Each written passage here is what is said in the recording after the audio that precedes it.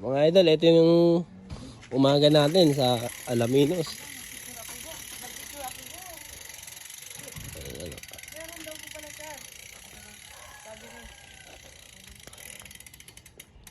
Lalabas tayo para humanap ng isda.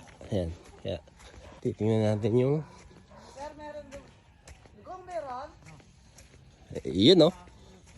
Solong-solo natin yung beach.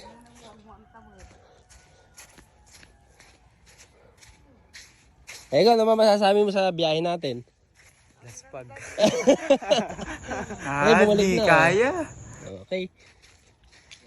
So walang dumaong na ano. Pero okay.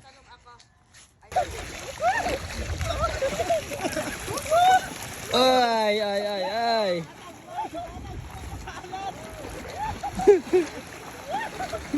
May pa isa oh. Oh. Nagwawala oh, ayun oh. Oh. Nagwawala oh. Ito yung 100 Island. Parang di malalim eh.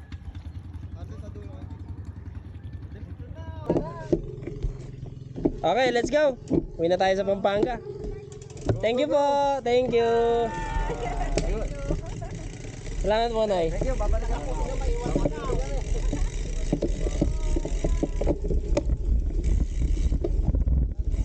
At yun nga mga idol, tapos na kami mag-swimming kahit sandaling oras lang. At ito, magwa-warm up na tayo. At shoutout sa ARS Beach Place sa aming tinulugan. At ito, nakikita namin yung kanto na to papuntang 100 Island Mangrove Park. Sisilipin namin. Pero naligaw naman kami dito sa may pantalan na pwede mong puntahan kapag gusto mong mag-island hopping. Dito ka pupunta. Maraming bangka dyan papunta sa mga isla ng 100 Islands.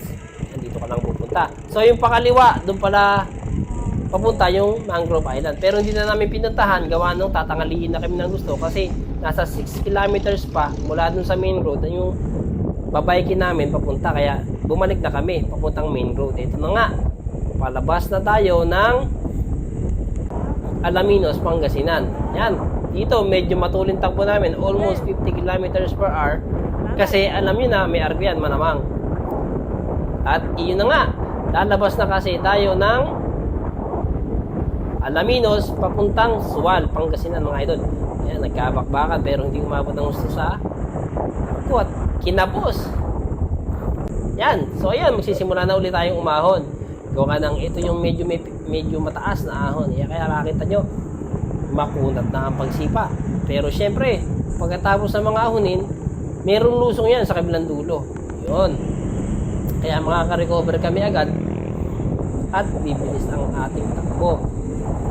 At paglabas nga natin yung Sual, ito na ang Lingayen. Dito na kami bibili ng mga pasalubong namin na dried foods. Yan, bibili lang kami dito kung saan kami makakamura at makaka-discount.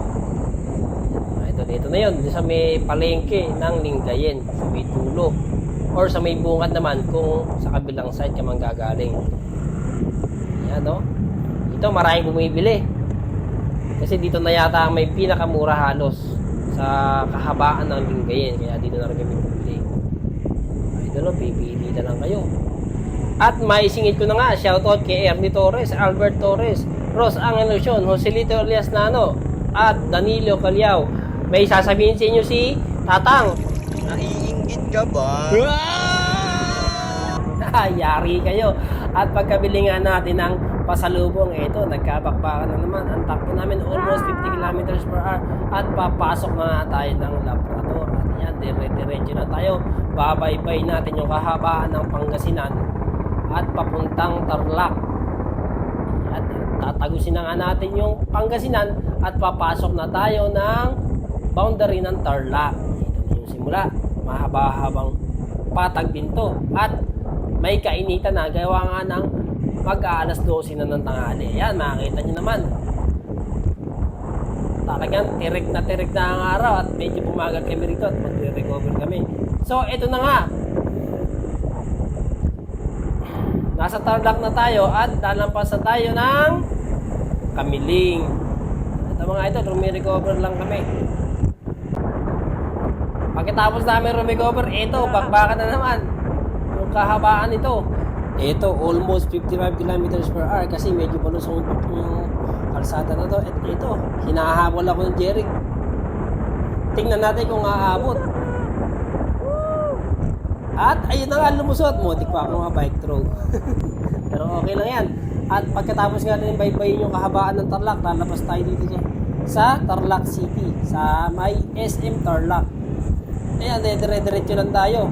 Nasa almost 1 o'clock na in the afternoon. At dire-diretso lang yan hanggang makarating tayo sa Magalang. Ito, mabilis tayo dito. Sa Magalang na tayo, papuntang Arayat naman. Siyempre, pagdating ng Arayat, dire-diretso lang yan hanggang makarating tayo ng Santa Ana at makarating tayo ng bayan ng Candaba. At ito na nga tayo sa Pinac Food Park. Ito nga pala yung stats natin ngayong araw. Yan. At 5 kilometers na lang mula dito sa Pinac Food Park hanggang sa aming bahay. At hihinto lang tayo saglit dito sa kaibigan natin na kay Danilo at bibili tayo kay Andrews Lemon. Re-refresh tayo bago tayo makauwi. At shoutout sa mga kaibigan natin.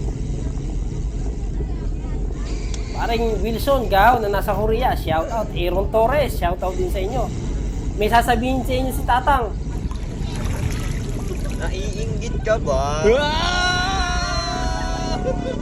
At ito na nga tayo sa Andrews Lemon. Yan, shoutout sa inyo.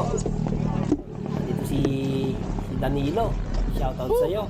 Last year, kasama siya sa Baguio. Ngayon, hindi siya nakasama gawa nga nung may trabaho. Pero okay lang yan, ganun talaga. Nagdirenda yata sa bayan. Mamahinga lang tayo sandali. Para pagdating sa bahay, Yun o. fresh pa tayo kahit paano. Yung mga kasama natin, huminto yata sa may bayan ng Candaba, gawa nang hinihintay yung iba.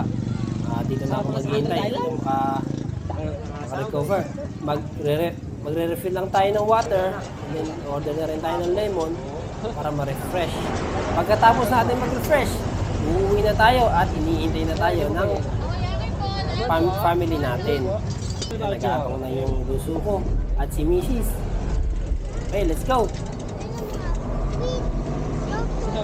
Shoutout po ulit sa ARS Beach Resort na aming tinuluyan.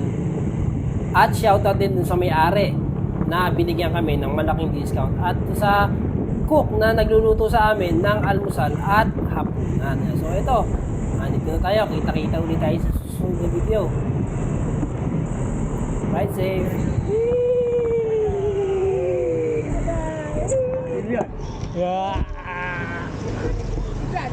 What's that? Who's that?